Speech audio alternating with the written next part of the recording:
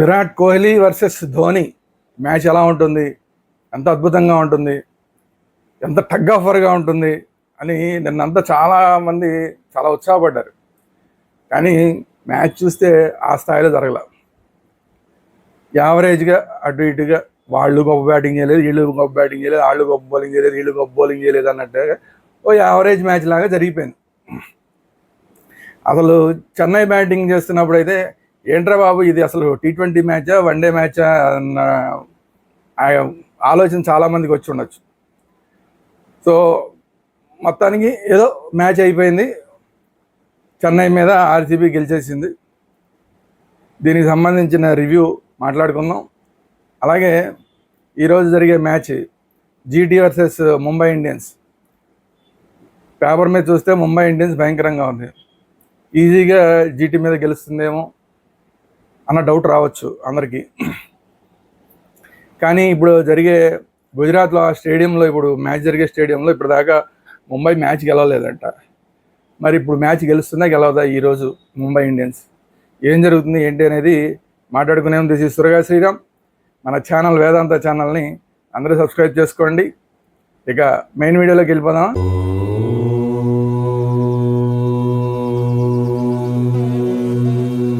So ఈ మ్యాచ్లో RCB 50 పరుగుల తేడాతో గెలిచింది. ముందు బ్యాటింగ్ చేసిన RCB 196 పరుగులు చేస్తే దానికి జవాబుగా CSK కేవలం 146 పరుగులకే చాపు చుట్టేశారు. 20 ఓవర్లో ఇంకా అంతకన్నా కొట్టలేకపోయారు. సో అది పరిస్థితి. సరే ఎవరు బాగా ఆడారు, ఉన్నంతలో ఎవరు బాగా ఆడారంటే ముందు బ్యాటింగ్ చేసిన వాళ్ళలో ఫిల్ సాల్ట్ ఒక 32 కొట్టాడు, విరాట్ కోహ్లీ ఓ 31 కొట్టాడు. కాకపోతే ఇద్దరు కూడా కొంచెం స్లోగా ఆడారేమో అనిపించింది. ఇంకా ఫిల్ సాల్ట్ కొంచెం బెటర్గా ఆడాడు, కానీ కొంచెం కోహ్లీ మాత్రం కొంచెం స్లోగా ఆడాడు. 30 బాల్స్లో 31 రన్స్. 30 బాల్స్లో 31 రన్స్ అంటే అసలు ఇది T20 బ్యాటింగ్ అని ఎవరు అనరు, ఇది వన్డే బ్యాటింగ్ అనాల్సిందే. అది కూడా ఆఖరిలో 2-3 4లు 6 ఒక 6 వచ్చినట్టుంది. దానివల్ల ఈ మాత్రం ఉంది. కానీ లేదంటే అంతకుముందు ఒక 3-4 బాల్స్ అవుట్ అయ్యే 3-4 బాల్స్ క్రితం దాకా కూడా ఈ మాత్రం స్ట్రైక్ రేట్ కూడా లేదు విరాట్ కోహ్లీ. మరి అంత స్లోగా ఎందుకు ఆడాడంటే ఒక పక్క నుంచి మరి పటీదార్ మాత్రం 27 కొట్టాడు. 14 బాల్స్లోనే 27 పట్టపట్ట కొట్టేశాడు. కానీ వెంటనే తొందరగా అవుట్ అయిపోయాడు. అలాగే తర్వాత లివింగ్స్టన్ ఒక 10 రన్స్ మాత్రమే చేయగలిగాడు.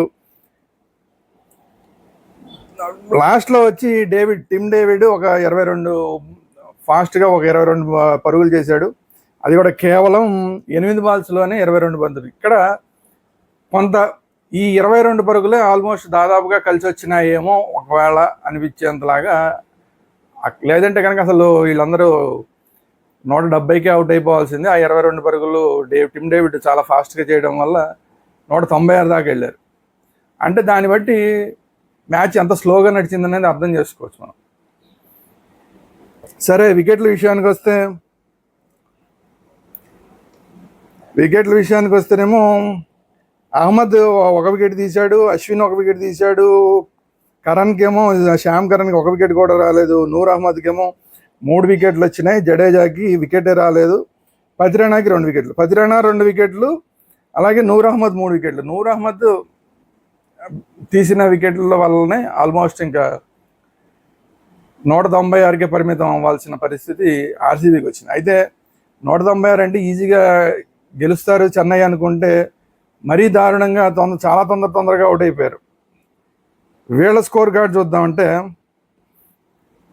రచిన్ రవీంద్ర 47 కొట్టాడు, కానీ 31 బాల్స్. జనరల్గా ఇన్ని బాల్స్ తీసుకోడు రచిన్ రవీంద్ర, కొంచెం ఫాస్ట్గానే ఉంటుంది. అలాంటి రచిన్ రవీంద్ర కూడా 31 బాల్స్లో 41 కొట్టాడు. అయితే వీళ్ళు బాబు నమ్ముకున్న ఈ త్రిపాఠి, SRH నుంచి వెళ్ళిన త్రిపాఠి మొన్న మ్యాచ్లోనూ దెబ్బేశాడు, ఈ మ్యాచ్లో దెబ్బేశాడు. అంటే ఇతను నమ్ముకున్నారు కానీ పాపం కొనుక్కున్నారు, డబ్బులు మంచిగానే డబ్బులు ఇచ్చారు, మాదిరిగా డబ్బులు ఇచ్చి కొనుక్కున్నారు. ఓపెనర్గా పంపించారు. ఇప్పుడు దాకా ఏ టీమే కూడా ఇతను ఓపెనింగ్ పంపించాల. సరే ఏదో స్టార్టింగ్ పవర్ ప్లేలో కొంచెం 30 యార్డ్ సర్కిల్ దాటించి కొట్టగలుగుతాడు అన్న ఉద్దేశంతో అతను పెడితే 30 యార్డ్ సర్కిల్ కన్నా ఇంకా లోపే క్యాచ్ ఇచ్చి అవుట్ అయిపోయాడు. సో ఇంకా అసలు నెక్స్ట్ మరి ఛాన్స్ ఇస్తారా ఎవరా త్రిపాఠికి అనేది చూడాలి. గైక్వాడ్ కూడా చాలా తొందరగా అయిపోయాడు. గైక్వాడ్ అయితే 0కే అవుట్ అయిపోయాడు. 4 బాల్స్ ఆడి 0కి అవుట్ అయిపోయాడు. దీపక్ కూడా 4 రన్సే కొట్టాడు. 9 బాల్స్ ఆడి 4 రన్సే కొట్టాడు. శ్యామ్ కరణ్ 8 రన్స్కి అవుట్. శివం దుబే వచ్చి ఏమైనా కొడతాడేమో అంటే ఇంపాక్ట్ ప్లేయర్గా శివం దుబే వచ్చాడు. శివం దుబే వచ్చి ఏమైనా కొడతాడనుకుంటే 15 బాల్స్లో 19 రన్స్. అతను కూడా పెద్ద ఇంపాక్ట్ చూపించలే. కానీ ఆఖరిలో అప్పటికే మ్యాచ్ ఇంకా ఓడిపోయినట్టే డిసైడ్ అయిపోయిన తర్వాత రవీంద్ర జడేజా 19 బంతుల్లో 25, అలాగే 16 బంతుల్లో 30 రన్స్ తోటి ధోని, వీళ్ళిద్దరూ మాత్రం నాట్అవుట్గా ఉన్నారు. సరే, జడేజా అవుట్ అయ్యాడు అనుకోండి, కానీ లాస్ట్లో నూర్ అహ్మద్ వచ్చి నాట్అవుట్గా ఉన్నాడు. ధోని నాట్అవుట్గా ఉన్నాడు. ఇది పరిస్థితి. ఇక్కడ బౌలింగ్ విషయంలోకి వస్తే భువనేశ్వర్ కుమార్ 1 వికెట్, హేంజల్వుడ్ 3 వికెట్లు, యష్ దయాల్ 2 వికెట్లు, లివింగ్స్టన్ 2 వికెట్లు, అందరూ తలా 2 వికెట్లు పంచుకున్నారు. కునాల్ పాండ్యాకి పాపం వికెట్ రాలేదు. 2 ఓవర్లలో ఫస్ట్లో 1 ఓవర్ వేశారు, బాగా కొట్టేశారు. మళ్ళీ లాస్ట్లో 1 ఓవర్ ఇచ్చారు, ఆ ఓవర్ కూడా కొట్టేశారు. సుయాష్ శర్మని కూడా బాగానే కొట్టేశారు. సుయాష్ శర్మకు కూడా వికెట్ రాలా. సో బేసిక్గా ఏంటంటే హేంజల్వుడ్ చాలా దెబ్బ కొట్టాడు. హేంజల్వుడ్, భువనేశ్వర్ కుమార్ మొదట్లోనే చాలా దెబ్బ కొట్టారు. దాంతో ఇంకా తేరుకోలేకపోయింది, చెన్నై తేరుకోలేకపోయింది. ఎందుకంటే త్రిపాఠి అవుట్ అయిపోయాడు, గైక్వాడ్ అయిపోయాడు, హుడా అయిపోయాడు, ఈ శ్యామ్ కరణ్ అయిపోయి ఎంతమంది వరుసగా చాలా రెగ్యులర్ ఇంటర్వల్స్ అవుట్ అయిపోయేసరికి ఇంక వాళ్ళకి కోలుకోవడానికి టైమే రాలా. కానీ యాక్చువల్గా ఏమనుకున్నామంటే 4 స్పిన్నర్లు ఉన్న చెన్నై బాగా కట్టడి చేస్తుంది అనుకుంటే వాళ్ళు కూడా కట్టడి చేయలేకపోయారు. ఆర్సీబీని కట్టడి చేయడంలో ఒక రకంగా విఫలమైనట్టే లెక్క. ఎందుకంటే 4 స్పిన్నర్లు ఉన్నారు. మరి 4 స్పిన్నర్లు కూడా సరిగా బౌలింగ్ చేయలేకపోతే మరి ఇంకంతకన్నా ఇంకెవరేం చేస్తారు? జడేజా ఉన్నాడు, అశ్విన్ ఉన్నాడు, నూర్ అహ్మద్ ఉన్నాడు, తర్వాత రచిన్ రవీంద్ర ఉన్నాడు. 4 స్పిన్నర్లు ఉండి కూడా 196 కొట్టించారంటే ఒక రకంగా ఎక్కువ కొట్టించినట్టే. కాకపోతే ఏంటంటే ఖచ్చితంగా చేయగలిగిన స్కోరే కానీ ఆర్సీబీ వాళ్ళు చాలా కట్టుదిట్టంగా బౌలింగ్ వేయడం వల్ల, ముఖ్యంగా హేంజల్వుడ్, భువనేశ్వర్ కుమార్, యష్ దయాల్ ముగ్గురు కూడా చాలా బాగా వేశారు. దానివల్ల ఇబ్బంది పడ్డారు. సో ఇది ఇంతకన్నా ఇంక దీని గురించి చెప్పుకోవడానికి ఏం లేదు. పెద్ద మ్యాచ్ పెద్ద ఇంట్రెస్టింగ్గా లేదు కాబట్టి చెప్పుకోవడానికి ఏం లేదు. సో ఇవాళ జరిగే match GT versus Mumbai Indians. ఇది ఎలా ఉందో చూద్దాం. సో బెట్టింగ్ యాప్స్ అనేది చాలా దుర్మార్గమైన ఒక ప్రజల మనోభావాలతో ఆడుకుని, ప్రజల యొక్క వీక్నెస్తో ఆడుకుని వాళ్ళ డబ్బులు దోచేసే దుర్మార్గమైన ఒక క్రీడ బెట్టింగ్ యాప్స్ అనేది. సో దయచేసి బెట్టింగ్ యాప్స్ జోలికి ఎవరు వెళ్ళకండి. బెట్టింగ్ యాప్స్ జోలికి వెళ్ళిన వాళ్ళంతా కూడా డబ్బులు పోగొట్టుకుంటున్నారు. అవి మళ్ళీ తిరిగి కట్టలేక ఆర్థికంగా నష్టపోయి ఆత్మహత్యలు చేసుకుంటున్నారు. దయచేసి మీరెవ్వరూ కూడా బెట్టింగ్ యాప్స్ జోలికి వెళ్ళకండి. సామాన్య ప్రజలు ఎవ్వరూ కూడా బెట్టింగ్ యాప్స్ జోలికి వెళ్ళకండి. అదేవిధంగా సెలబ్రిటీలు, యూట్యూబర్స్ వీళ్ళందరూ కూడా బెట్టింగ్ యాప్స్ని ప్రమోట్ చేస్తున్నారు. దయచేసి ఎవరు కూడా బెట్టింగ్ యాప్స్ని ప్రమోట్ చేయకండి. బెట్టింగ్ యాప్స్ని ప్రమోట్ చేయడం అంటే అది ఒక ఇల్లీగల్ కార్యక్రమం. మీరు ఒక సంఘ విద్రోహ శక్తిగా మిమ్మల్ని పరిగణించాల్సి వస్తుంది అని చెప్పి వేదాంత టీవీ ద్వారా మిమ్మల్ని హెచ్చరిస్తున్నాం. మీ మీద అవసరమైతే అన్ని క్రిమినల్ చర్యలు తీసుకోవడానికి కూడా వేదాంత టీవీ తరపున కూడా మేము వెనకాడమని చెప్పడానికి మేము సిద్ధంగా ఉన్నాం. మీరు ఖచ్చితంగా పోలీసుల ద్వారా మీరు కేసులను ఎదుర్కోవాల్సి వస్తుందన్న విషయాన్ని ఎంత పెద్ద సెలబ్రిటీ అయినా గుర్తుపెట్టుకోండి. బెట్టింగ్ యాప్స్ని ప్రమోట్ చేసే ముందు వాళ్ళు ఏదో డబ్బులు ఇస్తారని చెప్పి ఆ డబ్బులు కక్కుర్తిపడి ప్రజల ప్రాణాలకి హాని కలిగించొద్దు, ప్రజల వీక్నెస్తో మీరు ఆడుకోవద్దని చెప్పి సెలబ్రిటీలందరికీ, యూట్యూబర్లందరికీ హెచ్చరిక చేస్తున్నాం. పోలీసులతో మేము సహకరిస్తాం. మీరు ఎవరైనా కూడా, సామాన్య ప్రజలు ఎవరైనా కూడా ఈ బెట్టింగ్ యాప్స్ని ఎవరెవరు ప్రమోట్ చేస్తున్నారు అవన్నీ కూడా మాకు ఆ ఇన్ఫర్మేషన్ అంతా కూడా మన వేదాంత టీవీకి పంపించండి. మీరు దీన్ని మనం ఎక్స్పోజ్ చేద్దాం. ఆవిడ ఎంత పెద్దవాడైనా సరే అవతలాడు, వాడు ఎంత పెద్ద సెలబ్రిటీ అయినా సరే వాడిని ఎక్స్పోజ్ చేద్దాం. అలాగే బెట్టింగ్ యాప్స్ ద్వారా ఎవరైనా నష్టపోతుంటే వాళ్ళ వివరాలు కూడా మనం పంపించండి. వాళ్ళకి సంబంధించి కూడా మనం వీడియోలు చేద్దాం.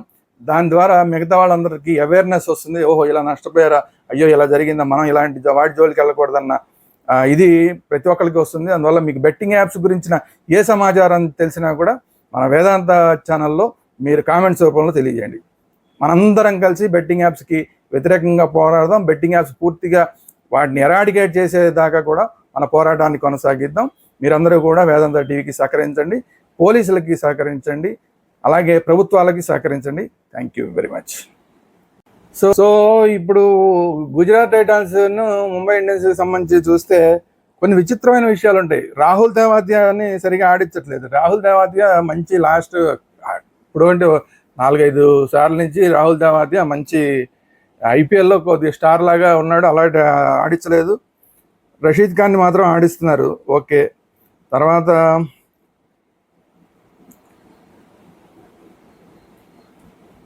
కగిబో రబాడా మహమ్మద్ సిరాజ్ని ఆడిస్తున్నారు. మహమ్మద్ సిరాజ్ ఏమో పెద్దగా గొప్పగా ఆడట్లేదు, రబాడా మీద ఆధారపడాల్సి వస్తుంది. రబాడాని కూడా ఇప్పుడు అసలు రబాడా విచిత్రం ఏంటంటే ఈ ఐపీఎల్లో అసలు మంచి బౌలర్లు అనుకున్న రబాడాని అవతల బ్యాట్స్మెన్ ఏమాత్రం కేర్ చేయకుండా 6లు 4లు కొట్టేస్తున్నారు. అట్ ది సేమ్ టైం వేరే దాంట్లో కూడా చాలా మంచి బౌలర్ అనుకున్న జాఫ్రా ఆర్చర్ని కూడా అసలు మామూలుగా కొట్టట్లేదు. అందువల్ల ఫాస్ట్ బౌలర్ల మీద పెద్దగా ఆధారపడకూడదు, స్పిన్నర్ల మీద కొంచెం ఆధారపడాలి. అందుకని ఇక్కడ రాహుల్ తెవాతియాని కనుక పెట్టుకుని ఉంటే ఇంకొంచెం బాగుండేది. విచిత్రం ఏంటంటే వాషింగ్టన్ సుందర్ని ఎందుకు కూర్చోబెడుతున్నారు అనేది అర్థం కాదు. వాషింగ్టన్ సుందర్ని మరి అవకాశం ఇవ్వకుండా ఎందుకు కూర్చోబెడుతున్నారు? సరే సాయి కిషోర్ని పెట్టుకుంటున్నారు, వాషింగ్టన్ సుందర్ని ఏమో పక్కన కూర్చోబెడుతున్నారు. సరే బ్యాటింగ్లో సాయి సుదర్శన్ బాగానే బ్యాటింగ్ చేస్తాడు. కాకపోతే ఇందులో అద్భుతమైన వాళ్ళు ఎవరు అంటే మరి జోస్ బట్లర్నేమో మెయిన్ బ్యాట్స్మెన్ జోస్ బట్లర్, కానీ జోస్ బట్లర్ని ఏం చేస్తున్నారు, 1 డౌన్లో పంపిస్తున్నారు. ఓపెనింగ్ తీసుకెళ్తే ఇంకా బెటర్గా ఉంటుంది. శుభ్మన్ గిల్తో పాటు జోస్ బట్లర్ ఓపెనింగ్ వెళ్తే కొంచెం బెటర్గా ఉంటుంది. ఇంకా ఆ తర్వాత నుంచి పెద్దగా గ్లెన్ ఫిలిప్స్ని ఒకడిని పక్కన కూర్చోబెట్టేస్తున్నారు. అంటే ఎక్కువ మంది అయిపోయారు ఫారినర్స్. గ్లెన్ ఫిలిప్స్ని కనుక ఒక అవకాశం ఇస్తే, గ్లెన్ ఫిలిప్స్ కనుక ఒక అవకాశం రాకపోతే, ఓన్లీ ఇండియన్ ప్లేయర్స్కి అవకాశం ఉంది, ఇంకా ఫారిన్ ప్లేయర్స్కి అవకాశం లేదు అనుకుంటే కనుక ఖచ్చితంగా వాషింగ్టన్ సుందర్ని ఆడించాలి. మంచి ఆల్రౌండర్ వాషింగ్టన్ సుందర్ని కూర్చోబెట్టినా, అలాగే తెవాతియాని కూర్చోబెట్టినా ఇంతకన్నా ఫూలిష్నెస్ ఉండదు. ఈ ఫూలిష్నెస్ని గుజరాత్ టైటాన్స్ చేస్తుంది. మరి ఎందుకు చేస్తున్నారని చూడాలి.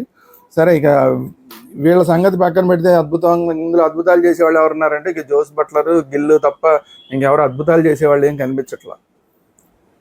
బౌలింగ్ కూడా అద్భుతంగా ఉందంటే బౌలింగ్ కూడా యావరేజ్ బౌలింగే తప్ప అద్భుతమైన బౌలింగ్ ఎక్కడ కనిపించట్లా. ఎందుకంటే ఇందాక చెప్పారు రబాడాని కొట్టేస్తున్నారు. సో అలాంటి పరిస్థితుల్లో వీళ్ళు ఎంత మటుకు గెలవగలుగుతారు ముంబై మీద అంటే అదొక డౌటు. ఈసారి ముంబై ఇండియన్స్కి అదనపు బలం ఏంటంటే హార్దిక్ పాండ్యా వచ్చి జాయిన్ అవుతున్నాడు. మొన్న మ్యాచ్లో హార్దిక్ పాండ్యా లేడు. ఒక మ్యాచ్ అతని మీద నిషేధం ఉండటం వల్ల సూర్యకుమార్ యాదవ్ క్యాప్టెన్సీ చేశాడు. ఇప్పుడు హార్దిక్ పాండ్యా వస్తున్నాడు, హార్దిక్ పాండ్యానే క్యాప్టెన్సీ చేస్తాడు. ఇంట్రెస్టింగ్ విషయం ఏంటంటే లాస్ట్ టైము గుజరాత్కి, అంతకుముందు సీజన్లో గుజరాత్కి క్యాప్టెన్గా చేసి హార్దిక్ పాండ్యా లాస్ట్ టైం వచ్చి ముంబైకి క్యాప్టెన్సీ చేస్తే గుజరాత్లో అతను విపరీతంగా ఏడిపించారు. మళ్ళీ ఇప్పుడు అదే గుజరాత్లో అదే స్టేడియంలో మళ్ళీ ఆడుతున్నాడు. ఇప్పుడు ఈసారి మళ్ళీ వెటకారాలు చేస్తారా హార్దిక్ పాండ్యాని ప్రశాంతంగా ఉండనిస్తారా లేదా గుజరాత్ స్టేడియంలో అనేది ఒక డౌట్. అయితే తర్వాత సరే, అతనికి ఐపీఎల్ సంగతి ఎలా ఉన్నా కూడా T20 వరల్డ్ కప్లో తన పాత్ర చాలా బాగా నిర్వర్తించాడు, హీరో అయ్యాడు. తర్వాత మన ఛాంపియన్స్ ట్రోఫీలో కూడా బాగా ఆడాడు, మధ్యలో ఇండియా కోసం చాలా బాగా ఆడాడు. ఇవన్నీ ఉన్నా కూడా గుజరాత్ వాళ్ళు మాకు ద్రోహం చేసి నువ్వు అటు వెళ్ళిపోతావా, ముంబైకి వెళ్ళిపోతావా అన్న కసిని ఇంకా చూపిస్తారా, ఏం జరుగుతుందనేది చూడాలి. బుమ్రా ఎలాగూ ఆడట్లేదు.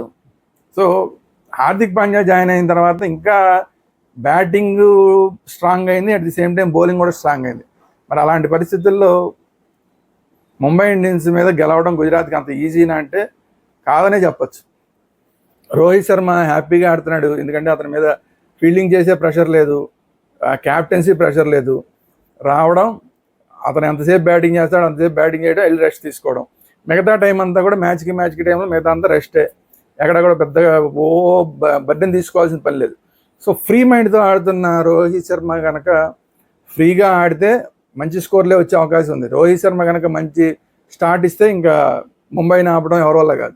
ఎందుకంటే ఆ తర్వాత ఉన్న ప్లేయర్లందరూ అలాంటి ప్లేయర్లు ఉన్నారు కాబట్టి ఆల్మోస్ట్ 8-9వ ప్లేయర్ దాకా కూడా మంచి బ్యాటింగ్ చేయగలిగిన వాళ్ళు ఉన్నారు.